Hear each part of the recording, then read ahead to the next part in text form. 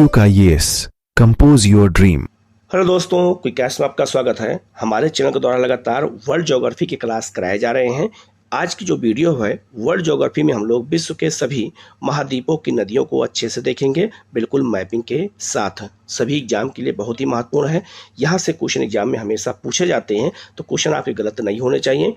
सभी महाद्वीपों, चाहे वो एशिया, अफ्रीका, यूरोप, उत्तरी अमेरिका, दक्षिण अमेरिका, सभी महाद्वीपों की हम यहाँ नदियों की चर्चा करेंगे। अगर यहाँ से क्वेश्चन कभी एग्जाम में आए तो गलत नहीं होना चाहिए और बिल्कुल माइंड मैपिंग के तहत बताऊंगा, तो चीज़ें आपको अच्छी समझ में आएंगी। ठीक है, हम लोग शुरू करते हैं सीधे जो है लेसन की ओर। आप लोग चैनल को सब्सक्राइब कर लीजिएगा, बेल आइकन को प्रेस कर लीजिएगा, जिससे इस तरह क्लास आपको लगातार मिलती रहे। हम लोग शुरू करते हैं सीधे लेसन की ओर। वर्ल्ड ज्योग्राफी मैपिंग क्लास के अंतर्गत आज हम लोग एशिया महाद्वीप की नदियों को पहले देखेंगे। एशिया के बाद अलग अलग महाद्वीपों की नदियों को हम एक साथ देखेंगे, जिससे एक ही वीडियो में आपको सब कुछ समझ में आ जाए। ठीक है, शुरू करते हैं। पहली नदी आपकी है इरावदी नदी। इरावदी नदी कहाँ से बहती है? ये म्यांमार में बहती है। इसे म्यांमार की गंगा कहते हैं। ये आपकी इरावदी नदी है, आप देख सकते हैं ये इरावदी नदी है। और आपका इसकी एक प्रमुख सहायक नदी है, उसका नाम है आपका चिनबित सहायक नदी है। ये भी म्यांमार में बहती है और ये इरावदी की सहायक नदी होती हैं। ठीक है, जो नदियां आकर के मुख्य नदी मिल जाती हैं उन्हें हम सहायक नदी कहते हैं, इसको याद रखना। और ये नदी कहाँ बहती है? म्यांमार में। नदी निकलती कहाँ से है? तो तिब्बत के पठार से ये नदी निकलती है। ठीक है, अब इसके बारे में डिटेल में दिया गया है कि मध्यवर्ती म्यांमार में प्रवाहित होने वाली एक नदी जो बंगाल की खाड़ी में गिरती है। तो आपको एक बात याद रखना, हमेशा एक चीज़ आपको याद रखना है, कभी भी आप पढ़ें, चाहे भारत हो और चाहे विश्व की नदियों के बारे में पूछा जाए, आपको हमेशा याद रखना है, सबसे पहले ये हमें याद रखना है कि कोई भी नदी जो होती है वो कहाँ से निकलती है और वो कहाँ पर गिरती है। मतलब वो उसका स्रोत कहाँ है और उसका मुहाना कहाँ पे है। मुहाना मतलब होता है जहाँ नदी गिरती है, अर्थात डेल्टा बनाती है।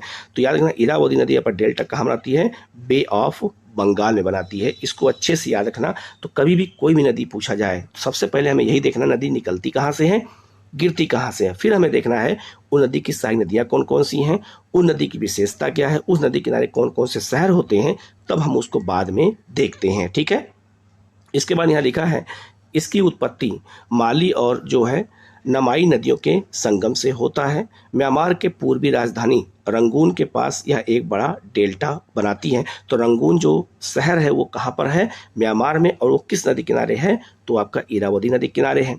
इसके अलावा चिनबित इसकी मुख्य सहायक नदी है, अभी मैंने आपको दिखाया, जो मांडले से 96 किलोमीटर दक्षिण पश्चिम इरावदी नदी में मिलती है। मांडले जेल में लोकमान्य तिलक को, अर्थात बाल गंगाधर तिलक को रखा गया था। इसे म्यांमार की गंगा भी कहते हैं। तो म्यांमार गंगा किसे कहते हैं? तो कहते हैं आपको इरावदी नदी को याद रखना। और लोकमान्य तिलक को मांडले जेल में ही रखा गया था। 1908 में इनको जेल में डाला गया था और 1914 में इनको छोड़ा गया था। तो 6 वर्ष की सजा हुई थी और यहीं पर जेल में रहते हुए इन्होंने 2 किताब लिखी थी, Arctic home of the Vedas और आपका गीता रहस्य। ठीक है, तो इसको अच्छे से आपको याद रखना है। तो इरावदी जो है म्यांमार की गंगा कहलाती है। इसकी लोकेशन यह है, इसको मैंने अच्छे से बता दिया है, तो आप इसको अच्छे से याद रखना। ठीक है, यहाँ से क्वेश्चन एग्जाम में कई बार आए हुए हैं और भविष्य में भी पूछे जाएंगे। नेक्स्ट नदी आपका है चिनबित नदी है। ये कहाँ बहती है? तो आप देख सकते हैं अभी म्यांमार में बहती है। भारत और म्यांमार की सीमा से होते हुए आकर के ये इरावदी में मिल जाती है। तो ये इरावदी की सहायक नदी है और ये कहाँ बहती है? म्यांमार में बहती है। ठीक है, इसके बाद देखो लिखा भी है, इसकी जो है अगर बात की जाए तो लिखा है पश्चिमी म्यांमार में बहने वाली, याद रखना ये पश्चिमी म्यांमार है। ठीक है, में बहने वाली नदी जो इरावदी की नदी की मुख्य सहायक नदी है।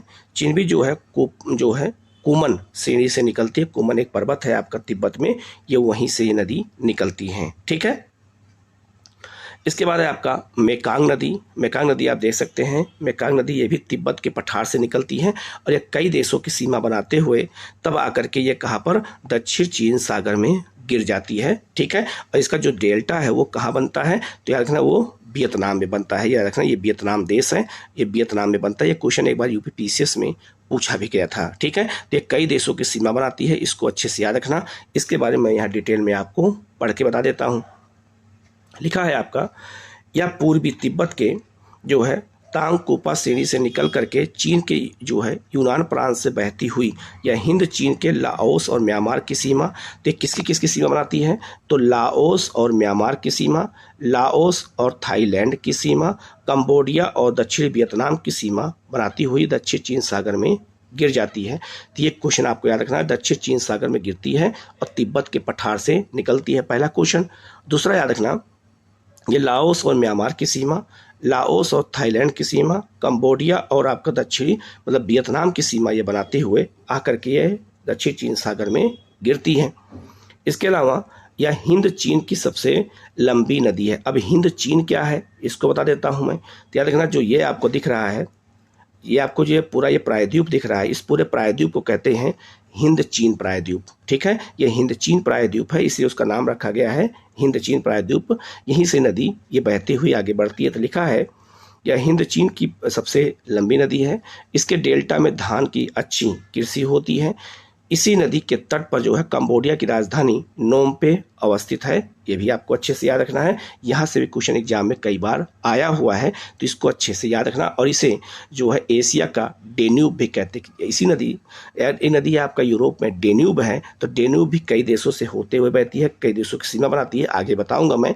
इसीलिए वही स्थिति किसके साथ है, मेकांग के साथ है, इसीलिए इसे जो है एशिया की डेन्यूब भी कहते हैं। इसको भी आप अच्छे से याद रखना, ठीक है। अब आते हैं साल्बिन नदी की बात कर लेते हैं। तो साल्बिन नदी याद रखना, ये मर्तबान की खाड़ी में गिरती है और तिब्बत के पठार से निकलती है। तो आप देख सकते हैं, और ये कहाँ बहती है, तो याद रखना ये म्यांमार के पूरब में बहती है, और ये भी जो है कई देशों की सीमा बनाते हुए तब आकर के मर्तबान की खाड़ी में गिर रही है। आप यहाँ देख सकते हैं लाओस लिखा है, यहाँ थाईलैंड लिखा हुआ है, ये आपका म्यांमार है और ये आपका चीन है। तो ये भी कई देशों की सीमा बनाते हुए मर्तबान की खाड़ी में गिरती है, ठीक है। देखो यहाँ लिखा भी है, चीन में इसे जो है एसेनु चियांग तथा थाईलैंड में इसे माय नाम खोंग कहा जाता है। या पूर्वी तिब्बत के तांगकुला शान से निकल करके चीन के जो है जेचुआन और यूनान प्रांतों से बहती हुई म्यांमार के शान राज्य से होती हुई थाईलैंड बर्मा सीमा के सहारे लगभग ये 2419.35 किलोमीटर लंबी एक नदी है जो मर्तबान की खाड़ी में गिरती है। तो आपको ये डेटा अगर यह नहीं याद है तो कोई दिक्कत नहीं है, लेकिन आपको ये याद रखना है नदी बहती कहाँ है, तो क्वेश्चन एग्जाम में पूछा जा सकता है। अब यहाँ एक नदी के लिए आप क्रम बता देता हूँ।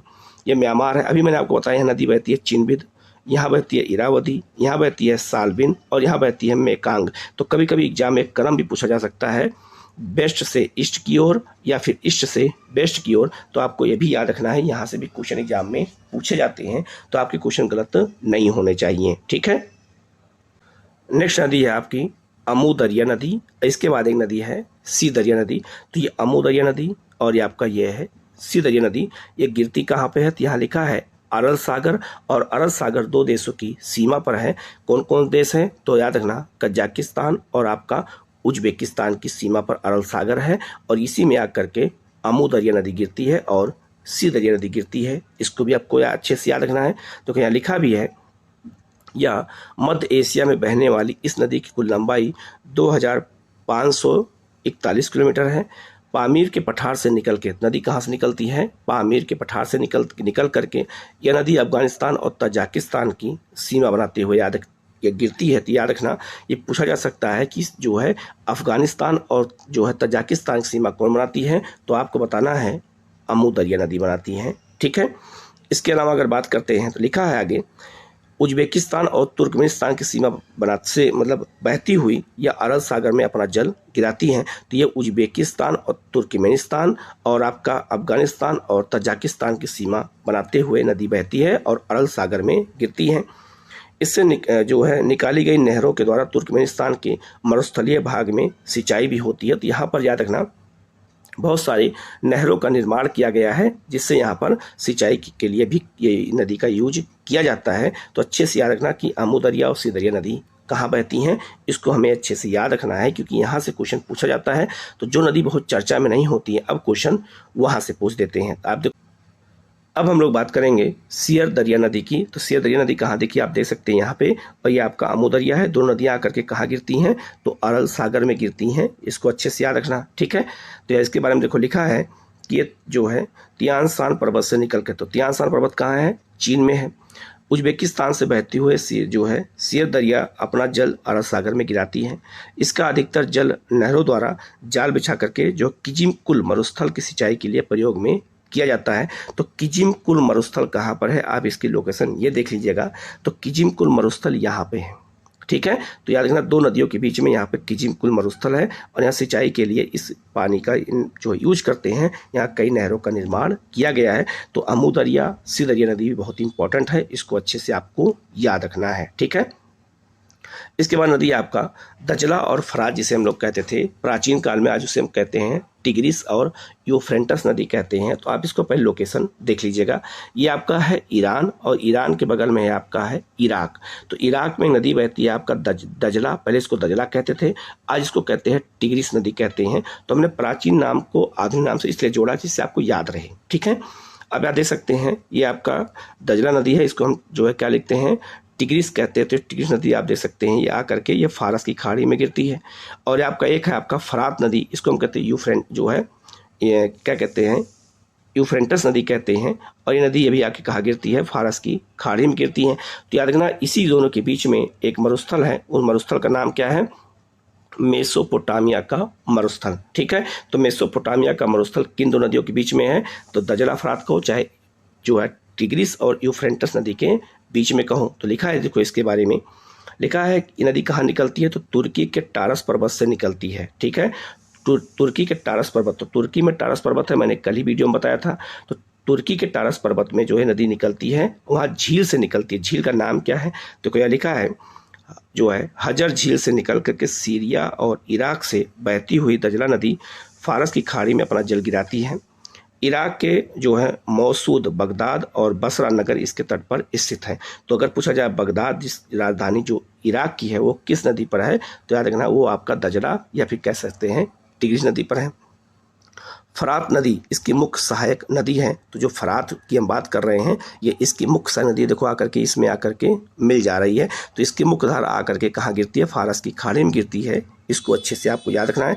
और याद रखना, एक मौसूल, एक बसरा नगर भी इसी नदी किनारे स्थित है। ये भी क्वेश्चन एग्जाम में आया हुआ है, इसको अच्छे से आपको याद रखना है, ठीक है। यहाँ पे आप देख सकते हैं लिखा है फरात नदी या इसे यूफ्रेटस नदी कहते हैं।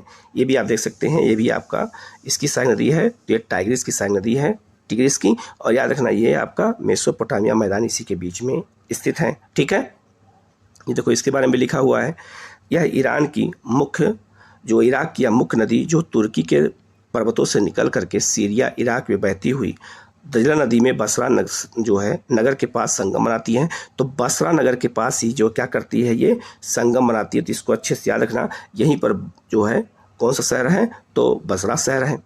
दजला के साथ संगम बनाने के पश्चात इसका नाम जो है सत अल अरब पड़ जाता है। तो अगर पूछा जाए सत अल अरब जो है किसका नाम हो जाता है, तो दजला और फरात कहो चाहे टिग्रिस यूफ्रेटस नदी कहो, दोनों के मिलने के बाद इसका नाम क्या पड़ जाता है, तो इसका नाम याद रखना, ये बहुत महत्वपूर्ण है। तो इसका नाम पड़ जाता है आपका सत अल अरब पड़ जाता है। तो पूछा जा सकता है एग्जाम में कि सत अल अरब किन दो नदियों के संगम को कहते हैं, तो दजला फरात कहें चाहे टिग्रिस और यूफ्रेटस कहें।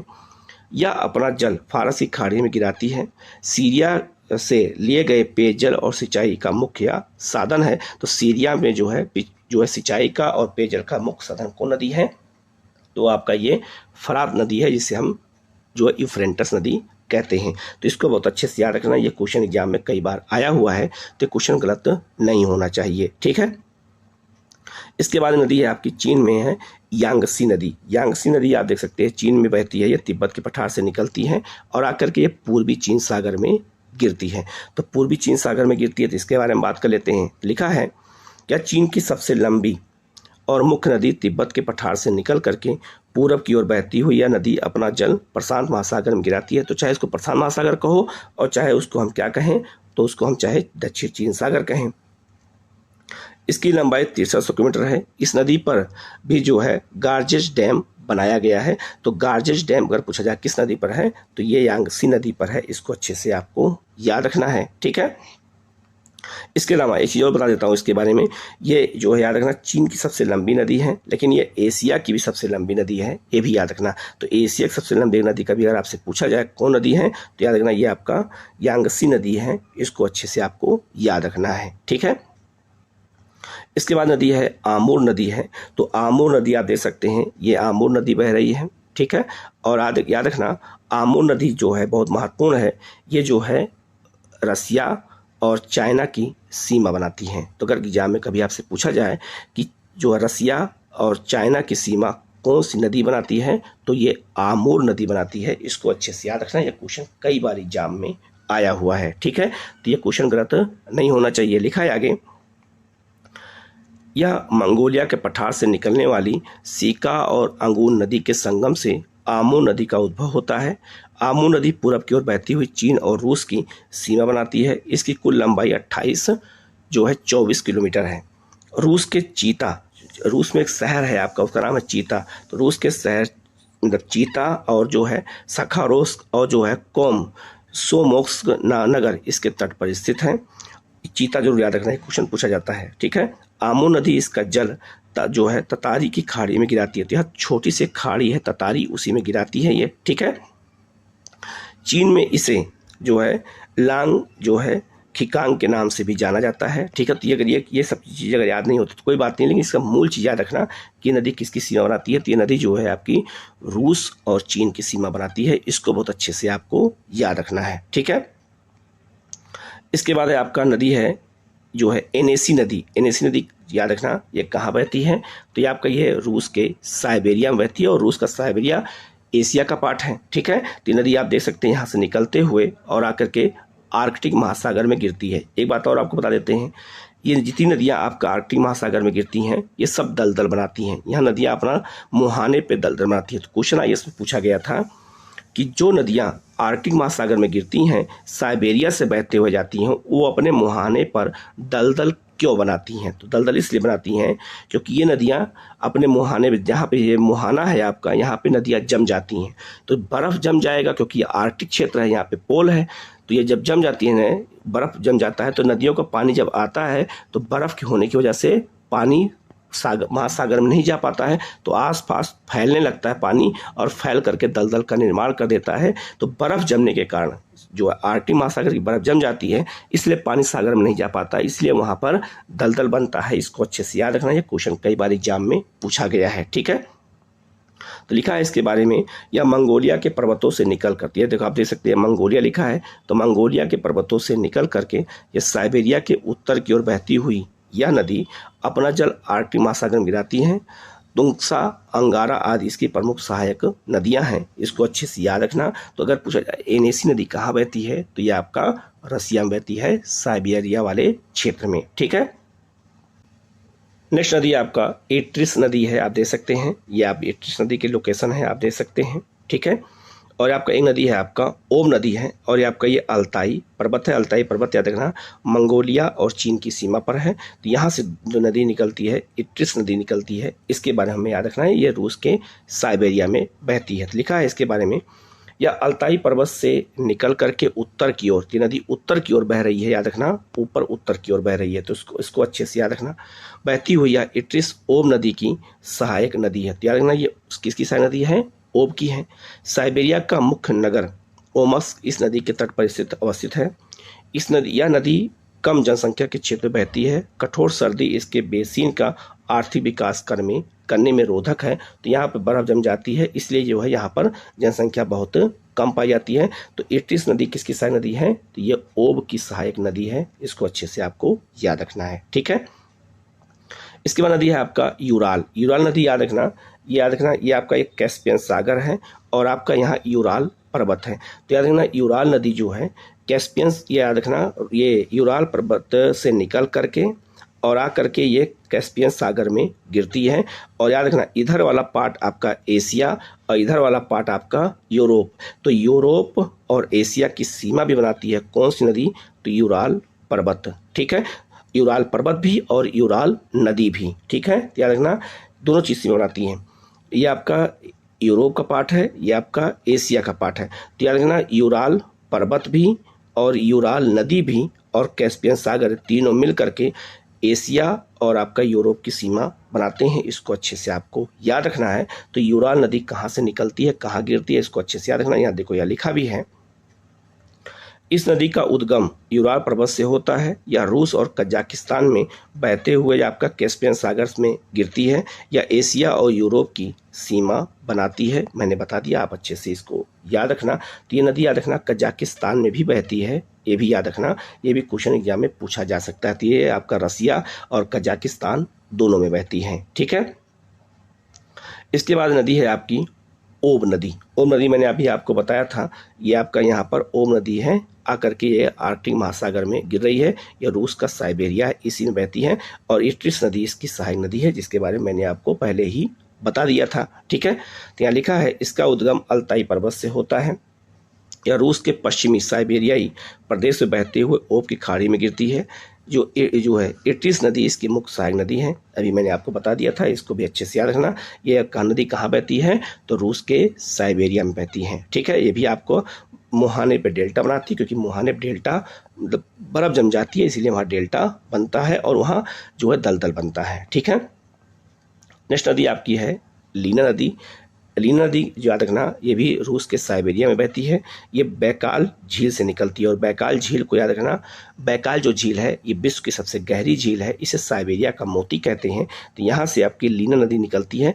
कभी कभी एग्जाम में या कई कई किताबों में इसे लेना नदी भी कहते हैं, तो आप कन्फ्यूज मत होइएगा, ठीक है। तो ये नदी, आप स्पेलिंग का थोड़ा मिस्टेक हो जाता है। तो ये नदी आपको याद रखना, यहाँ से निकलती है और आर्कटिक महासागर में गिरती है, बैकाल झील से निकल करके, ठीक है।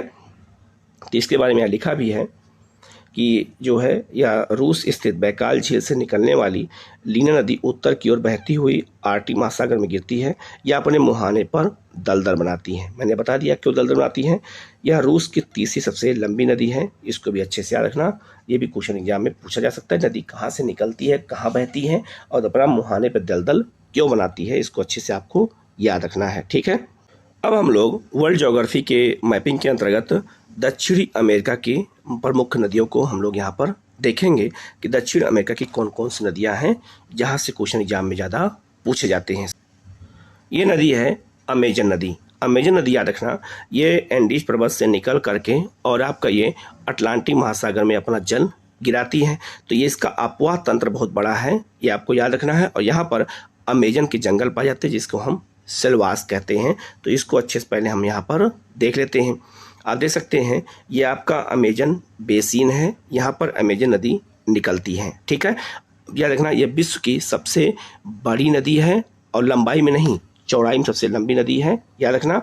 और जो है यहाँ पर अमेजन बेसिन में जो है, यहाँ विश्वत रेखे सदाबहार वन पाए जाते हैं, जिसको हम सेलवास कहते हैं। इसके अलावा अमेजन के जंगल में हमें करीब 20 जो है % ऑक्सीजन मिलता है, इसलिए इसे हम धरती का फेफड़ा कहते हैं, इसलिए फेफड़ा बना करके ये बताया गया है, ठीक है। और याद रखना, अमेजन बेसिन जो है टोटल जो है कई देशों में अगर देखा जाए, बहुत सारे देशों में है, तो उसको हम कहते हैं अमेजन देश कहते हैं। तो याद रखना, अमेजन बेसिन, अमेजन नदी जिन जिन क्षेत्रों देशों में फैली हुई है, उन देशों को हम अमेजन देश कहते हैं। तो आप देख सकते हैं अमेजन देश किस कौन कौन देश आते हैं, तो French Guiana, Suriname, Guyana, Venezuela, Colombia, Ecuador, Bolivia, Peru और ब्राज़ील, इतने देशों को हम अमेजन देश कहते हैं। क्योंकि अमेजन देश क्यों कहते हैं, क्योंकि यहाँ अमेजन बेसिन का विस्तार है। इन देशों से अमेजन नदी और उनकी सहायक नदियाँ आकर के मिलती हैं अमेजन नदी में, ठीक है। देखो यहाँ लिखा भी है कि अमेजन बेसिन जिन 9 देशों से फैला हुआ है, उन्हें हम अमेजन देश कहते हैं। तो अमेजन देश में टोटल 9 देश हैं, इसको आप अच्छे से याद रखना, ठीक है। और अब आगे बढ़ते हैं। तो लिखा है विश्व की नील नदी के पश्चात यह दूसरी सबसे लंबी नदी है, ठीक है। तो दुनिया की दूसरी सबसे लंबी नदी कौन सी है, अमेजन है। और याद रखना, सबसे लंबी नदी कौन है, नील नदी है।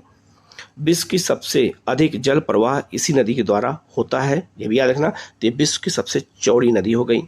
एंडीज पर्वत से निकल करके यह नदी पेरू, कोलंबिया, ब्राज़ील और अधिकतर भागों में जल प्रवाह करती हुई अपना जल अटलांटिक महासागर में गिराती है, अभी मैंने आपको बताया, ठीक है।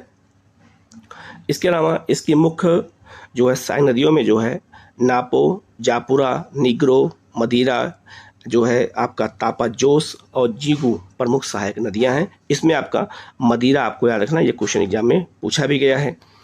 जो है याद रखना, मराजो द्वीप विश्व का दूसरा सबसे बड़ा नदी द्वीप इसी नदी पर स्थित है। तो दुनिया का सबसे बड़ा नदी द्वीप कौन है? माजुली द्वीप है, जो आपका ब्रह्मपुत्र नदी पर है।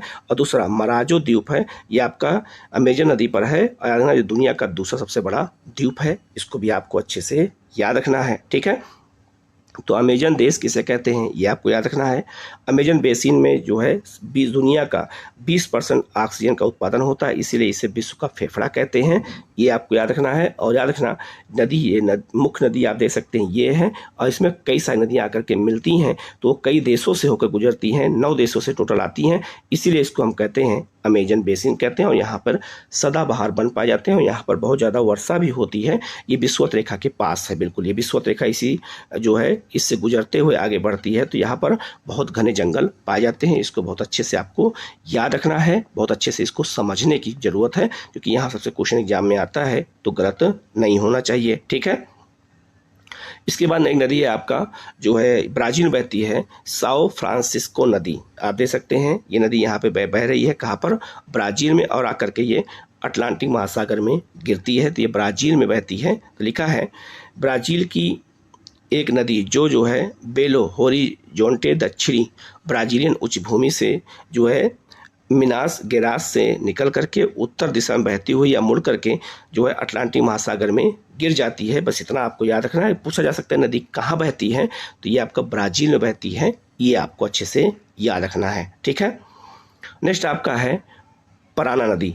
पराना नदी कहाँ बहती है आप देख सकते हैं, ये उरुग्वे, पैराग्वे इन सब देशों में बहते हुए आकर के ये जो है प्लांटा की खाड़ी में आकर के ये गिरती है। तो इसके बारे में देख लेते हैं। तो लिखा है इसे साल्टो पराना भी कहते हैं, या ब्राजील उच्च भूमि के दक्षिणी भाग से निकल करके ब्राजील पैराग्वे अर्जेंटीना की सीमा बनाते हुए रियो जो है आप देख सकते हो, यह लिखा है रियो डी ला प्लांटा की खाड़ी में गिरती है।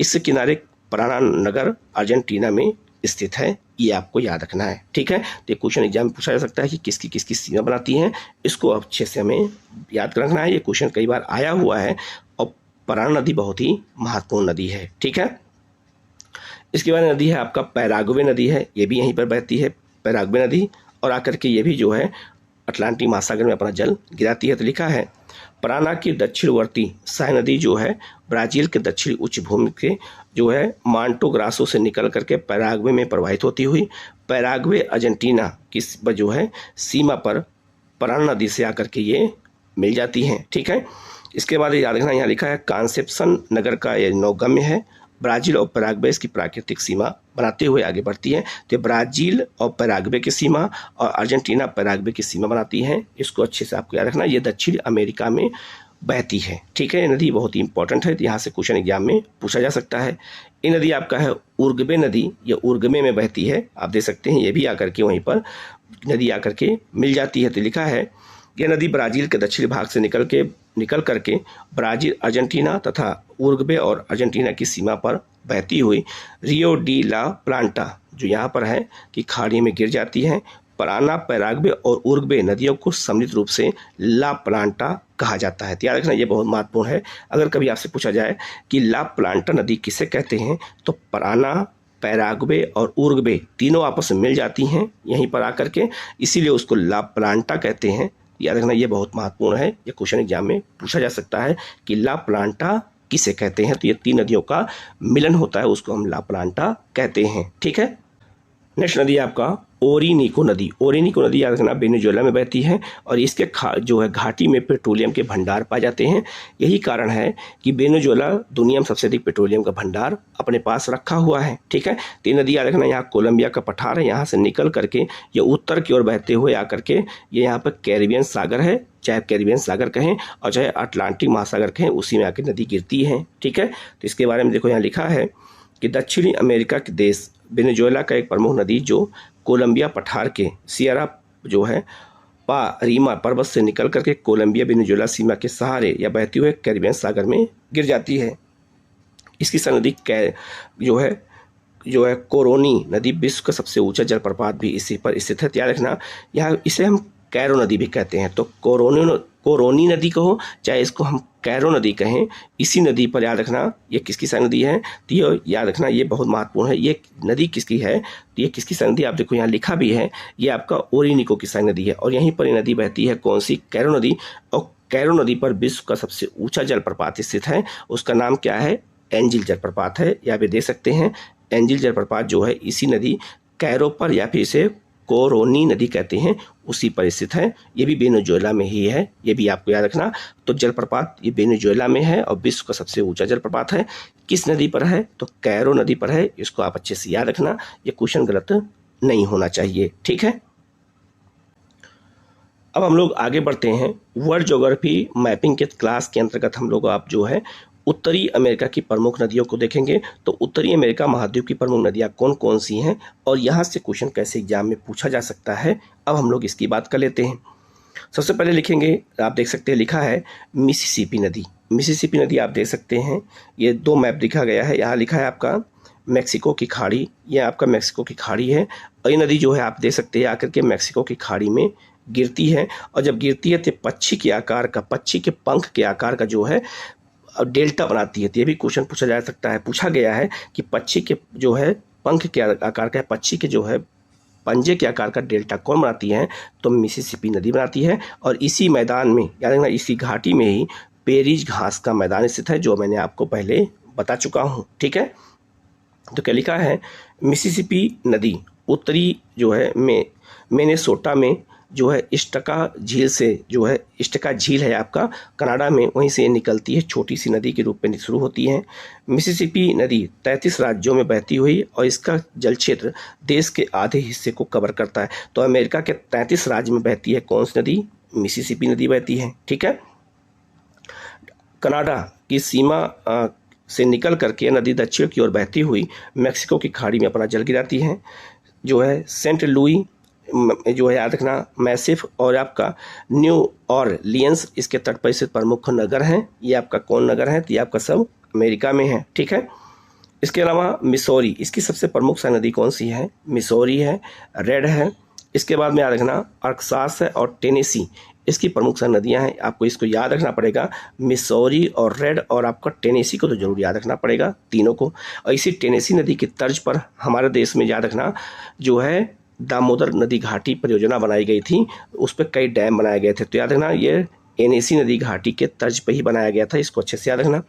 यह नदी अपने जो है पक्षीवार डेल्टा के रूप में प्रसिद्ध है। तो देख सकते हैं पक्षी के जो है पैर के आकार का, पैर भी कह सकते हैं, और पंजे के आकार का डेल्टा बनाती है। तो याद रखना ये नदी कौन बनाती है, तो ये मिसिसिपी नदी बनाती है। ये क्वेश्चन एग्जाम में पूछा जा चुका है, ठीक है। नेक्स्ट नदी है आपका मिसौरी नदी। तो मिसौरी नदी याद रखना ये मिसिसिपी की सबसे बड़ी साई नदी है।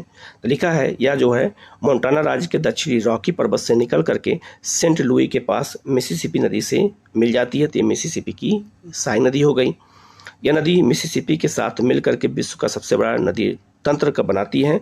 जो कंसास शहर इसके तट पर स्थित और सेंट लुइस शहर इसके संगम पर बसा हुआ है। तो सेंट लुइस शहर के पास ही नदी आकर के मिसिसिपी से मिलती है। तो याद रखना मिसिसिपी की सबसे बड़ी सहायक नदी है।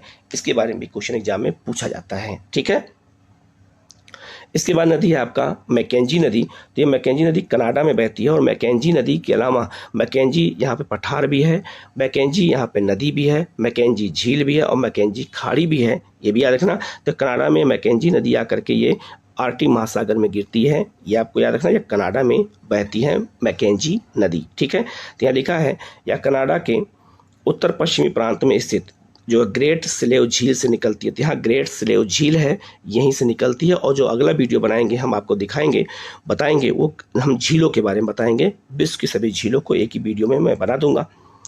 जो है याद रखना ब्यूफोर्ट सागर में गिरने वाली यह नदी जो मैकेंजी पर्वत के समानांतर प्रवाहित होती है। तो याद रखना मैकेंजी पर्वत भी है, ये भी याद रखना, यहीं पर मैकेंजी पर्वत है, ये भी याद रखना। ये भी एग्जाम में क्वेश्चन पूछा गया। तो मैकेंजी पर्वत से हो के किनारे से बहते हुए आकर के यह आर्कटिक महासागर में गिर जाती है। यह उत्तरी अमेरिका की दूसरी सबसे लंबी नदी है। वर्ष जो है 1789 में जो है अलेक्जेंडर मैकेंजी ने इसकी खोज की थी, इसीलिए इसका नाम क्या पड़ गया, मैकेंजी नदी पड़ गया है, ठीक है। इसके बाद नदी है आपका कोलंबिया नदी, तो कोलंबिया नदी कोलंबिया के पठार से बहते हुए ये प्रशांत महासागर में आकर के गिरती है। तो इसके बारे में हम पढ़ लेते हैं। लिखा है संयुक्त राज्य अमेरिका के ब्रिटिश कोलंबिया राज्य से निकल करके उत्तर पश्चिम की ओर बहती हुई नदी अपना जल प्रशांत महासागर में गिराती है। अभी मैंने आपको बताया। प्रसिद्ध नगर जो है पोर्टलैंड इस नदी के तट पर अवस्थित है। गहरी गाज बनाते हुए यह नदी काकेस्ड पर्वतमाला को पार करती है। तो काकेस्ड पर्वतमाला कहाँ पर है? ये आपका अमेरिका में है। उसको पार करते हुए नदी आकर के गिर जाती है। स्नेक नदी इसकी प्रमुख सहायक नदी है। आर्थिक महत्व वाली इस नदी पर जो है ग्रेड कुली और वान बिले प्रमुख जिले बांध बना है। ये आपको याद रखना। ये बांध के बारे में आपसे एग्जाम में पूछा जा सकता है कि याद रखना ग्रेड कुली और आपका वान बिले बांध किस पर है? तो याद रखना ये कोलंबिया नदी पर है। ये क्वेश्चन आया हुआ है, इसलिए बताना जरूरी है। नेक्स्ट नदी आपका है कोलोरेडो नदी। तो कोलोरेडो नदी कहाँ बहती है? ये भी आपका अमेरिका में बहती है और प्रशांत महासागर में अपना जल गिराती है। ठीक है, और ये गार्ज बनाती है बहुत बड़ा। तो लिखा है आगे देखो यार, बना भी है। लिखा है रॉकी पर्वत से निकल करके कोलोरेडो नदी नेवादा और एरिजोना राज्य से बहती हुई यह नदी कैलिफोर्निया की खाड़ी में अपना जल गिराती है। तो ये निकलती कहाँ है? रॉकी पर्वत से और कैलिफोर्निया की खाड़ी में अपना जल गिराती है, अर्थात प्रशांत महासागर में अपना जल गिराती है। विश्व की सबसे बड़ी जो गार्ज है जिसे हम कैनियन कहते हैं वो इसी नदी पर स्थित है। आप देख सकते हैं नदी, आप ये है नदी ऐसे बह रही है और ये इतना बड़ा जो खड्ड आपको दिख रहा है, गड्ढा दिख रहा है, इसी को हम कहते हैं गार्ज कहते हैं, इसी को हम कैनियन कहते हैं। तो ग्रेट कैनियन सबसे बड़ा किससे बनाया गया है? तो कोलोराडो नदी पे बनाया गया है। इसको अच्छे से आप याद रखिएगा। ठीक है, इसके बाद आगे लिखा है एरिजोना और नेवादा की सीमा पर स्थित इस नदी पर जो है हूबर डैम बनाया गया। तो हूबर डैम किस पे है? ये आपको याद रखना है, कोलोराडो नदी पर है, जो विश्व के सबसे अधिक ऊंचे बांधों में से एक है। कोलोराडो नदी की जो है इंपेरियल घाटी कपास के उत्पादन के लिए प्रसिद्ध है। यह क्वेश्चन आईए से पूछा गया था कि इंपेरियल घाटी किसके लिए प्रसिद्ध है? कपास के लिए। और किस नदी की घाटी है? तो कोलोराडो नदी घाटी है। ये आपको याद रखना है, क्वेश्चन बहुत ही महत्वपूर्ण है। ठीक है, इसके बाद नदी आपका है पोटोमैक नदी। तो पोटोमैक नदी याद रखना, ये आल्पस पर्वत से निकल करके पूर्व में बहती हुई चेसापीक की खाड़ी में गिरती है और वाशिंगटन डीसी जो अमेरिका की राजधानी है वो इसी नदी किनारे स्थित है, पोटोमैक नदी किनारे स्थित है। ये आपको अच्छे से याद रखना है। ठीक है, इसके बाद है आपका सेंट लॉरेंस नदी। याद रखना ये पांचों जो महान झीलें हैं ये वहाँ से निकल करके और आकर के ये जो है लॉरेंस की खाड़ी में गिरती है और यहाँ से जल का परिवहन होता है। तो यहाँ से नाव आते जाते हैं, इन्हीं झीलों के माध्यम से अब परिवहन होता है। तो परिवहन के लिए नदी बहुत फेमस है, अमेरिका और कनाडा दोनों में बहती है। तो लिखा है यह नदी सुपीरियर झील के पश्चिमी भाग में सेंट लुई के नाम से निकल करके सेंट लॉरेंस की खाड़ी में गिरती है। इस नदी पर विश्व प्रसिद्ध नियाग्रा जलप्रपात स्थित है।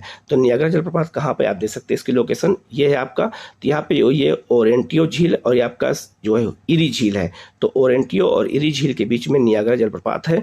किस नदी पर है? तो याद रखना ये आपका सेंट लॉरेंस नदी पर है। याद रखना ये बहुत महत्वपूर्ण है, नियाग्रा जलप्रपात किस नदी पर, ये पूछा एग्जाम में जाता है। ठीक है, इसके बाद हम ओंटारियो झील से जो है सेंट लॉरेंस की खाड़ी तक कनाडा और संयुक्त राज्य अमेरिका की ये सीमा भी बनाती है।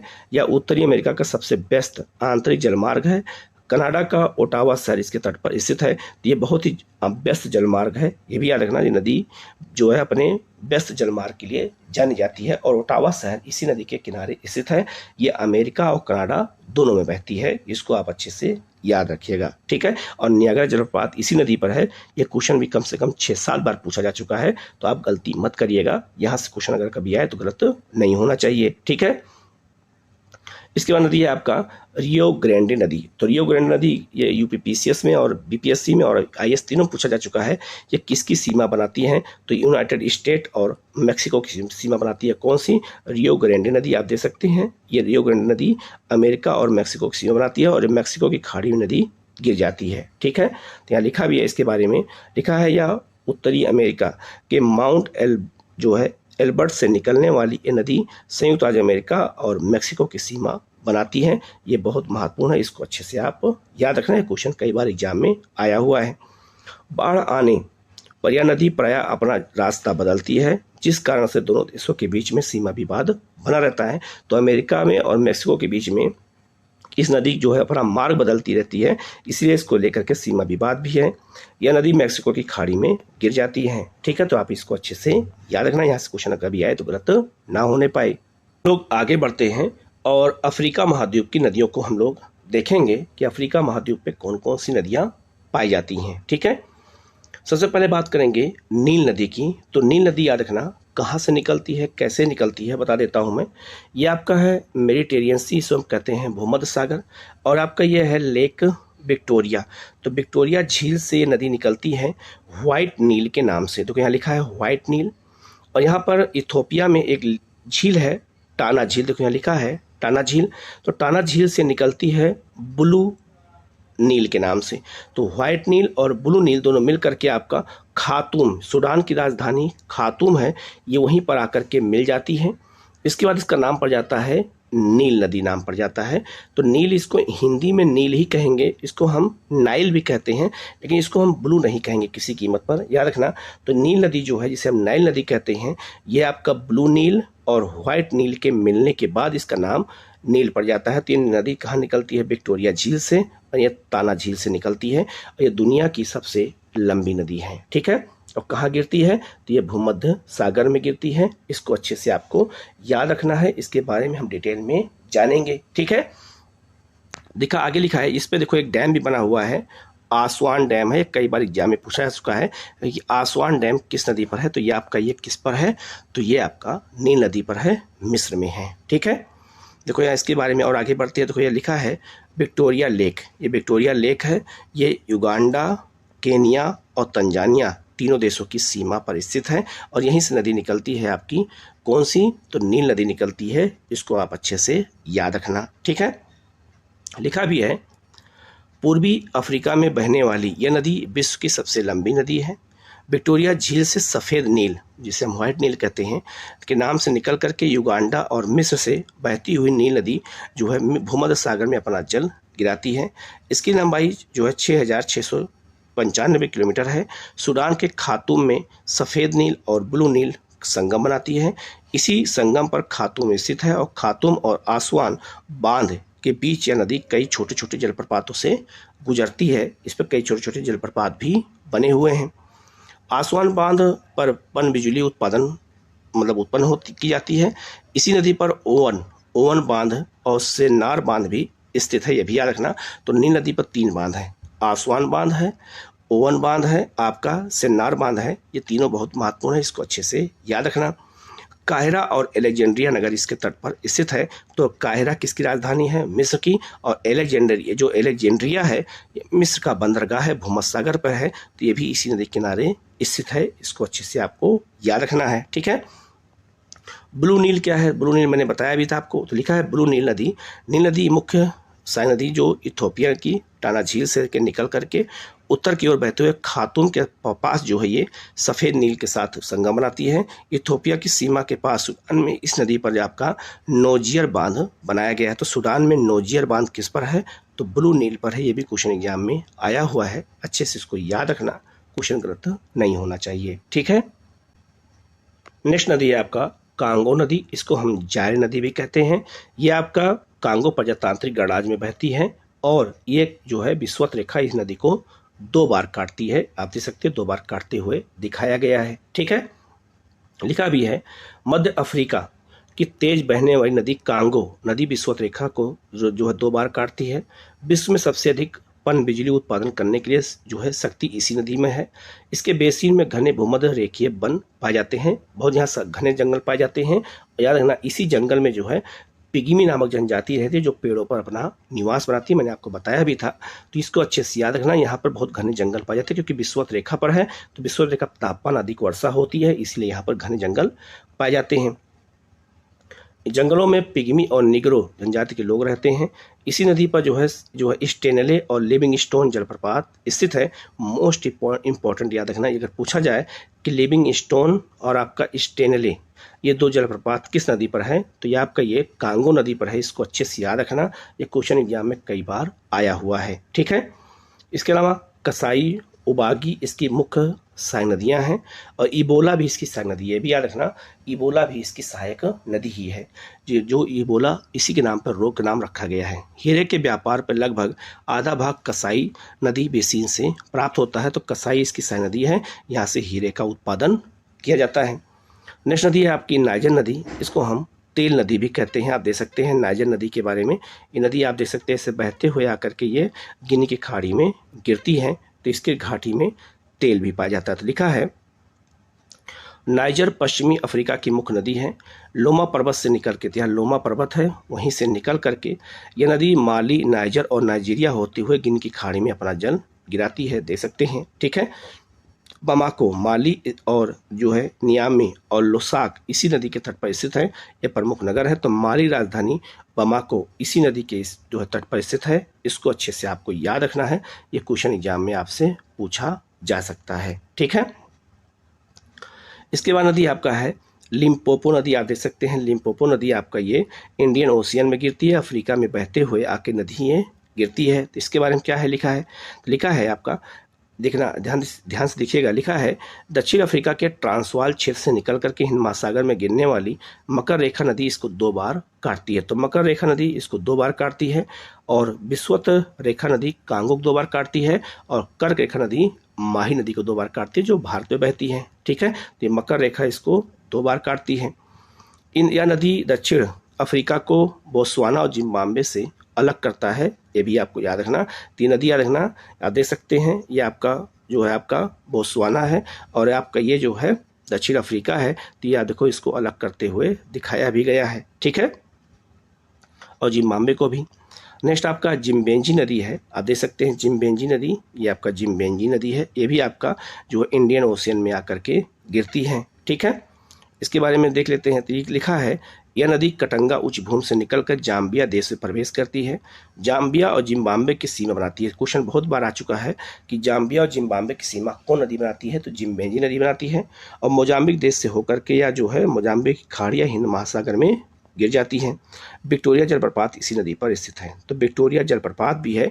तो विक्टोरिया जलप्रपात पूछा जाएगा किस नदी पर है, तो याद रखना ये आपका जिम्बेंजी नदी पर है, और ये आपका विक्टोरिया जलप्रपात। ये क्वेश्चन कई बार एग्जाम में आया हुआ है, तो इसको अच्छे से याद रखना है, जिम्बेंजी नदी पर है, और जाम्बिया और जिम्बाब्वे की सीमा पर नदी बहती है। ठीक है, नेक्स्ट क्वेश्चन आपका ऑरेंज नदी। ऑरेंज नदी आप देख सकते हैं, ये आपका ऑरेंज नदी है, ये आपका ऑरेंज नदी है, और इसकी सहायक नदी है वाल, और यहाँ पर आपका बेल्ट घास का मैदान है, दक्षिण अफ्रीका की प्रमुख नदी है। ठीक है, तो लिखा है यह नदी दक्षिण अफ्रीका से के डेक्कन्सबर्ग पर्वत से निकल करके लेसोथो, दक्षिण अफ्रीका और नामीबिया से के सारे सीमा बनाते हुए ये प्रवाहित होती हैं। ठीक है, तो आप देख सकते हैं यहाँ पर पर्वत है आपका डेक्कन्सबर्ग, मैंने अभी बताया था, कल ही की वीडियो में बताया था। यहाँ से नदी निकल के आकर के ये अटलांटिक महासागर में गिर जाती हैं। आगे लिखा है दक्षिण अटलांटिक महासागर के एलेक्जेंडर की खाड़ी में गिरती है, वाल इसकी मुख्य सहायक नदी है, मैंने बता दिया। यह नदी डेक्कन्सबर्ग पर्वत से निकलती है, और ऑरेंज नदी की सबसे बड़ी सहायक नदी है कौन सी, वाल नदी है।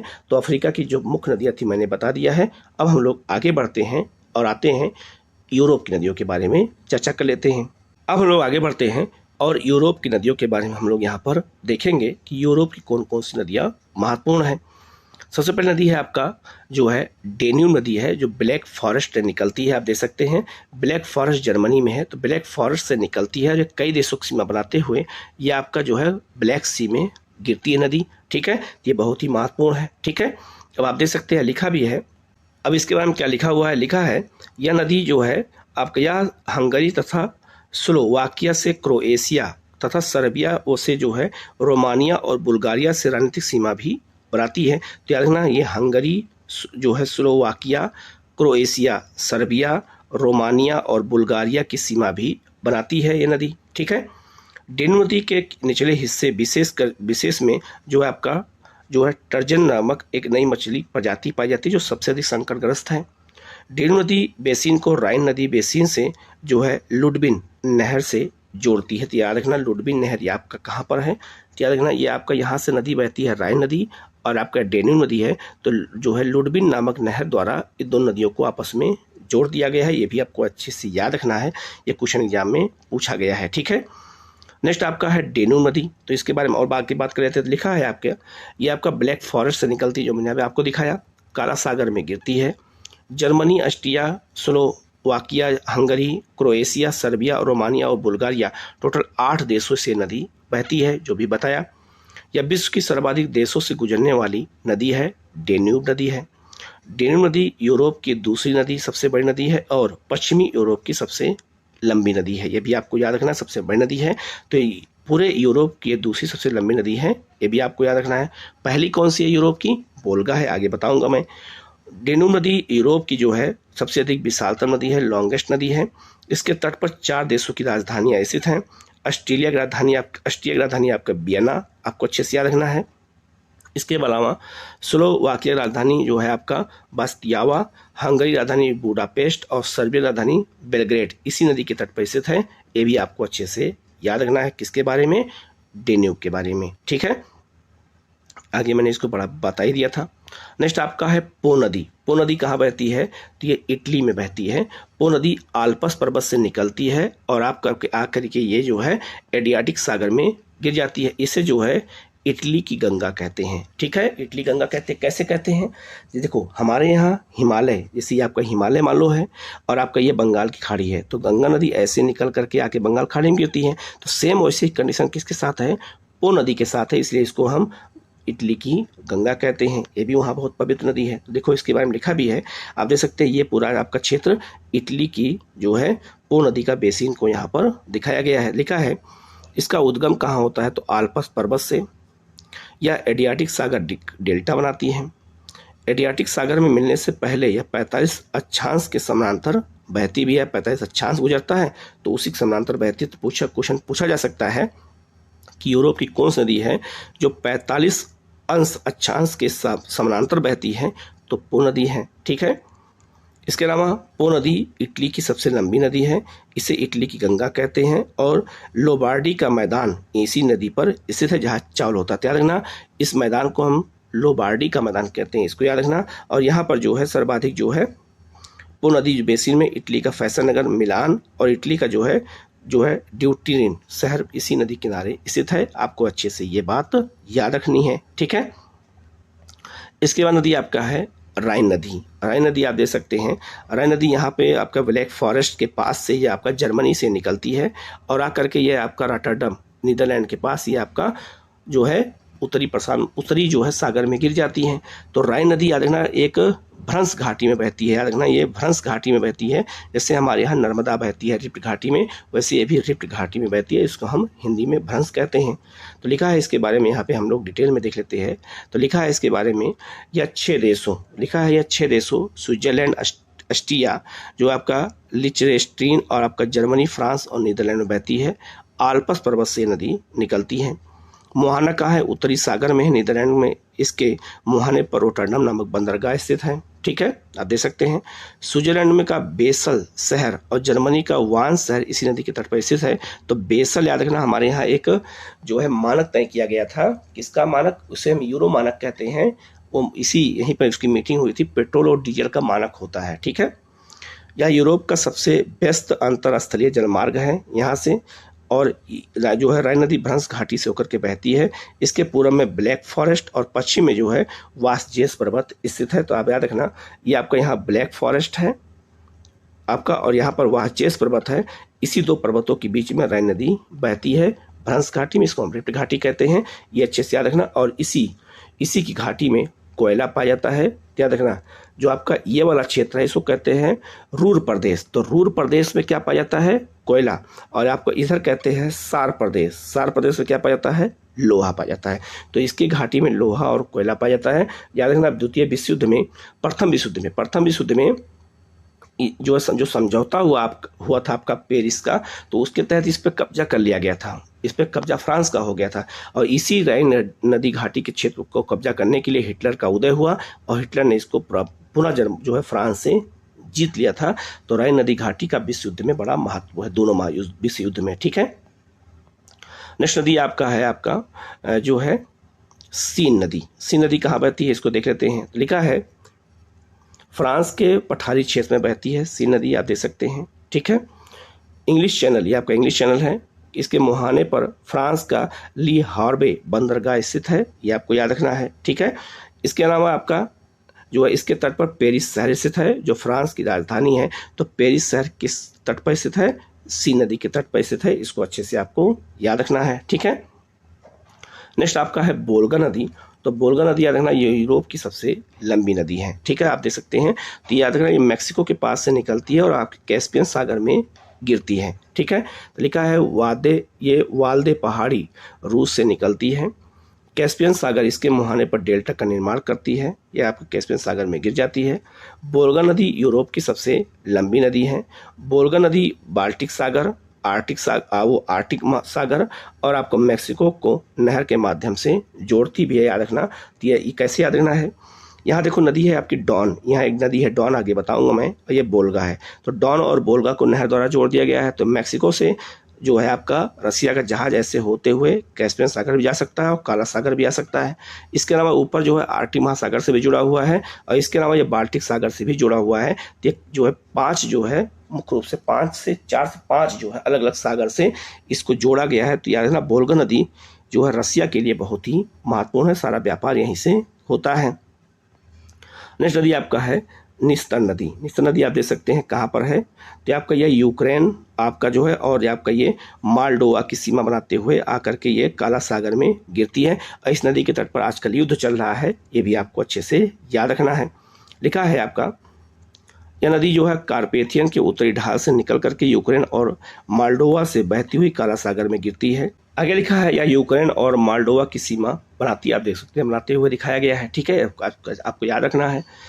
इसी के तट पर जो है मालडोवा की राजधानी जो है चिसिनॉड स्थित है, आपको इस भी ही याद रखना है। आपको ये याद रखना है कि इसकी सीमा कौन नदी बनाती है। ठीक है, तो मालडोवा और आपका यूक्रेन की सीमा ये बनाती है।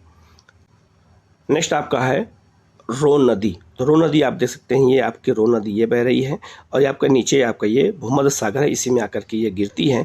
और ये भी याद रखना, ये देखो नहर के द्वारा इसको जोड़ा गया है, जो है ऊपर सी नदी के माध्यम से इसको जोड़ दिया गया है। तो कहाँ बहती है? फ्रांस में बहती है और इसके घाटी में अंगूर की खेती बहुत ज़्यादा होती है। ठीक है, लिखा भी है, आप देख सकते हैं, यहाँ लिखा है यह नदी स्विट्जरलैंड के आल्प्स पर्वत से निकल करके जिनेवा झील से बहती हुई भूमध्य सागर में स्थित जो है लायंस की खाड़ी में गिरती है।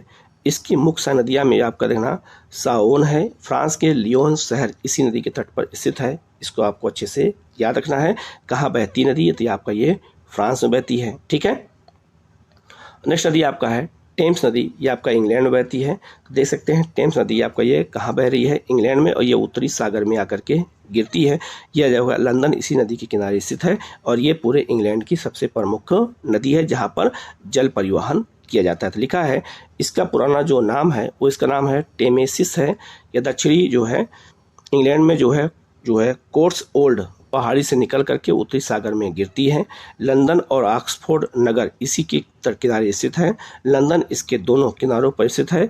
लंदन यह जो है ये जो लंदन से ये जो है नौगम्य है, यहाँ से मतलब जहाज पानी के आते और जाते हैं। और ऑक्सफोर्ड शहर भी इसी नदी के किनारे स्थित है, इसको आप अच्छे से याद रखना, ये क्वेश्चन भी एग्जाम में पूछा जा सकता है। ठीक है, नेक्स्ट नदी आपकी डॉन नदी है, ये भी आपका रसिया में बहती है। आप देख सकते हैं डॉन नदी को रसिया में बहती है, आपका ये अजोब सागर में गिरती है और अजोब सागर से होते हुए इसका जल काला सागर में चला जाता है। और नदी यहाँ देखो नदी बनी है बोल्गा नदी, तो बोल्गा को और डॉन को जो है नहर के माध्यम से जोड़ दिया गया है। तो रसिया का पानी का जहाज ऐसे बोल्गा होते हुए नहर के माध्यम से डॉन में और डॉन से होते हुए अजोब सागर में आता जाता है। ठीक है, तो इसको बहुत अच्छे से याद रखना, यहाँ से क्वेश्चन पूछा जाता है। तो लिखा है यह पश्चिमी रूस के टूला से निकल करके अजोब सागर में गिरती है। डॉन नदी को बोल्गा नदी से नहर द्वारा जोड़ करके यूरोप का प्रमुख जल तंत्र विकसित किया गया है। रूस का रोस्ताव पतन इसी नदी के तट पर स्थित है, ये भी आपको अच्छे से याद रखना डॉन नदी के बारे में। ठीक है, यहाँ से क्वेश्चन एग्जाम में पूछा जाता है। ठीक है, नेक्स्ट आपकी नदी है नीपर नदी। नीपर नदी कहाँ बहती है? आप देख सकते हैं नीपर नदी के बारे में दिखाया गया है, आपका जो है यूक्रेन के पास। याद रखना ये आपकी कहाँ गिरती है? ये आपका ब्लैक सी में आकर के गिर जाती है। ठीक है, और क्यू इसी नदी के किनारे स्थित है, आप देख सकते हैं। अभी भारत के प्रधानमंत्री वहाँ गए भी थे। ठीक है, तो लिखा है नीपर नदी का उद्गम जो है मास्को के निकट से होता है। बेलारूस और रूस से बहती हुई यह नदी अपना जल काला सागर में गिराती है। पन बिजली उत्पादन करने के लिए कई स्थानों पर इस नदी का बांध बनाए गए हैं, इसको अच्छे से याद रखना। और जो अभी रूस और यूक्रेन के बीच युद्ध चल रहा है तो ये नदी का बड़ा महत्व है, ये भी आपको याद रखना है। इसी नदी के इस तरफ यहाँ तक रूस का कब्जा हो चुका है, इधर अभी रूस का कब्जा नहीं हो पाया है। ठीक है, अब हम लोग ऑस्ट्रेलिया की नदियों के बारे में बात करें तो ऑस्ट्रेलिया में 2 नदियां सबसे महत्वपूर्ण हैं, आप इनको अच्छे से देख सकते हैं।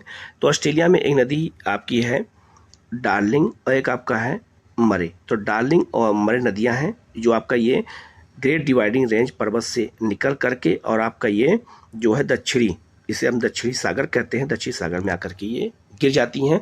और इसी के जो है आपका जो ये नदी बेसिन है, यहीं पर आपका डाउन्स घास का मैदान पाया जाता है, ये आपको अच्छे से याद रखना। और याद रखना ये डाउन्स के घास के मैदान में यहाँ पर खेती होती है, अच्छी से गेहूं की खेती होती है। और ये विक्टोरिया राज्य है, देखो यहाँ लिखा भी है विक्टोरिया राज्य है। ठीक है, ये बहुत महत्वपूर्ण है, इसको अच्छे से याद रखना। और यहाँ पर गेहूं की खेती बहुत ज़्यादा होती है, डेयरी उत्पादन बहुत ज़्यादा होता है, मांस चमड़ा इन सबका यहाँ पर उत्पादन होता है, छोटे छोटे उद्योग हैं। डेयरी उत्पादन यहाँ का मुख्य है और ऊन उत्पादन यहाँ भी ज़्यादा होता है, ये आपको याद रखना है। बाकी आपका जो ऑस्ट्रेलिया का पश्चिमी क्षेत्र है, आपका ये पूरा डेजर्ट है, पूरा मरुस्थल है। और एक नदी आपको यहाँ पर दिया नहीं है, मैं बता देता हूँ।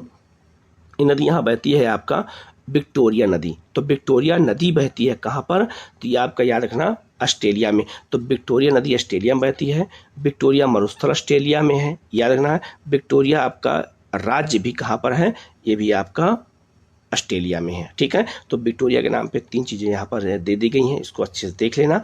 और याद रखना विक्टोरिया जो है नदी ऑस्ट्रेलिया में है, याद रखना। और जो है डार्लिंग और मरे नदी है आपका, ये भी ऑस्ट्रेलिया में है। बस इतनी नदियों के बारे में आपको यहाँ पर ऑस्ट्रेलिया के बारे में याद रखना है। तो पूरे विश्व के मैं नदियों के बारे में मैंने बता दिया है। वीडियो कैसा लगा आप कमेंट करके जरूर बताइएगा। आप लोग चैनल को सब्सक्राइब कर लीजिएगा, बेल आइकन को प्रेस कर लीजिएगा, जिससे वर्ल्ड ज्योग्राफी और साथ साथ इंडियन ज्योग्राफी और सारे सब्जेक्ट की वीडियो आपको लगातार मिलती रहे और आपकी तैयारी लगातार होती रहे। Okay, thank you.